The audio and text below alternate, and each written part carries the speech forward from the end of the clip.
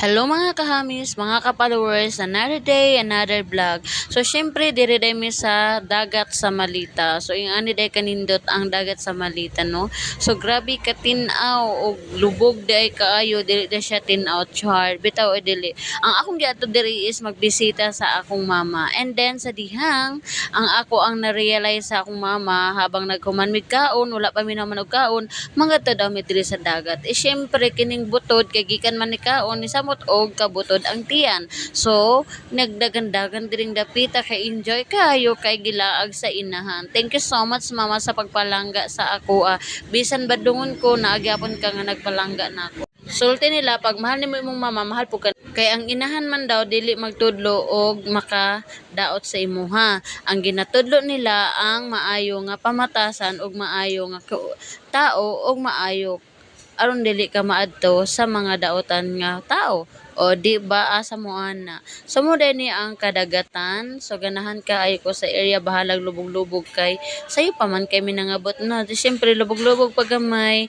O syempre kaning atong inday kan lasay kay kusog man kaayo magligo. Dalo-dalo ba ni sa bata pag tubig. So tagsa lang in taon makalugso og tubig. So untanawon ninyo akong inahan mura pog baki nga kuan gibunalan ang tiil. O tanawa.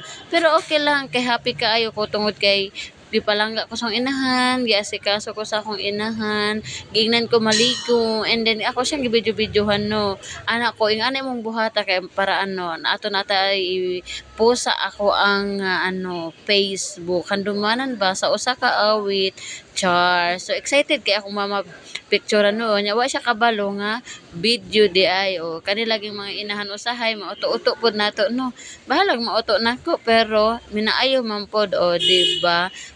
Dili man pud ko mag-uto nga makadaot sa iya ha kay wa man pud ko niya gituluan nga kuan madaot pud ko no. Di ba asa mo ana pasensya na kay mo sa akong voice over ha kay kuan man gud ni kanang pangag nagpaibot lagi ta aning dapita mo nang mga murag ang kuan ba hungaw-hungaw pod gamay ang ato ang istorya no.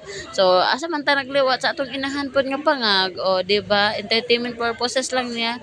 Syempre habang lisod pod og siya lang no ako po daw di ba di man po magpahuli like mother like daughter go daw ni di ba asa mo ana giganahan kay ko ding dapit. So diri nga dapita habang akong mama nagkanta-kanta iyang gikanta-kantahan. So syempre ako pod ang tagapagsayaw di ba bahalag hugaw ang lubot ug ang mga tiil basta mo kimbot gining dapita. Inday ba diday imong tiyan intawon nagbuslot intawon baka na napoy mag-comment unya diha ang imong tiyan kan lasay pagamaya intawon kay tambukay na intawon kang bata ka di ba nagsayo-sayo ang inahan di ba dili lagi na magpalupik si inday kan lasay sa uban bahalag pangag basta gwapa gyapon saon man ang dili pangag unya maot og dagway di ba